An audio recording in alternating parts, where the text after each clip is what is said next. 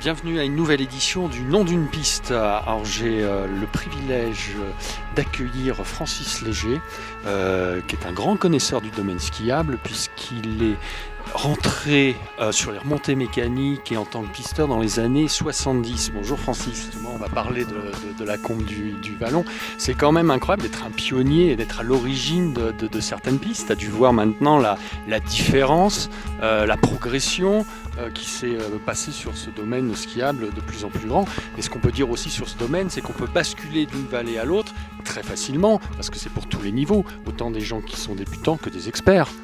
Oui, absolument, parce qu'on a considéré qu'il n'y avait pas que les bons skieurs qui pouvaient faire les trois vallées, ça aurait été trop discriminatoire, et on a créé, à partir de ça, en dehors de ces pistes relativement difficiles, comme ces pistes du Mont de la Chale ou même du Vallon, des itinéraires qui permettent, par des passages, des larges routes en travers, qui permettent de rejoindre donc facilement les trois vallées. Donc c'est un avantage énorme où toutes les familles avec les enfants peuvent participer sans problème tout le long de la journée, quoi. D'accord. Et la piste du Mont Vallon, moi j'adore cette piste parce qu'il faut vraiment alors avoir des cannes pour la descendre, hein. On peut aller de tout en haut jusqu'en bas quasiment sans s'arrêter. Elle a une sacrée longueur, je ne sais pas combien de kilomètres elle fait.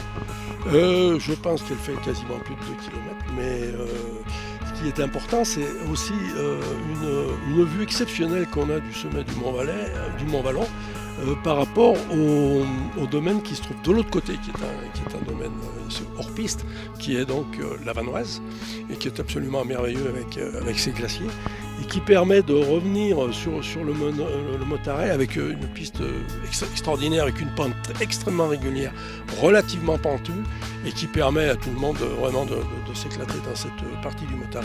C'est une piste qui est vraiment propre au Motaret, mais c'est un petit joyau, ça. C'est vraiment une magnifique piste. Et quand on la descend, on ne voit pas les remontées mécaniques, il n'y a aucune pollution visuelle. On descend pendant 2 km sur la longueur, on arrive où en bas du Mont Vallon, de la piste du Mont Vallon? On arrive directement à Motaret par le chemin. Alors on peut arriver directement par le chemin, ce qu'on appelle le chemin de l'ours, hein, parce que c'est un endroit aussi particulier qui se trouve au-dessus du plan de Toeda, qui était à l'époque certainement habité par des ours, parce qu'il y a des petites cavernes. Et c'est une piste aussi qui permet aussi de voir de son sommet jusqu'au plus loin, jusqu'à l'Alpe d'Huez, on va jusque quasiment, on voit le Mont Blanc, on voit les sommets suisses, on voit les sommets italiens aussi, parce que le Mont Blanc est du côté italien aussi de ce qu'on voit. On voit jusqu'au-delà de Chambéry quasiment, donc c'est vraiment un point merveilleux pour les trois vallées.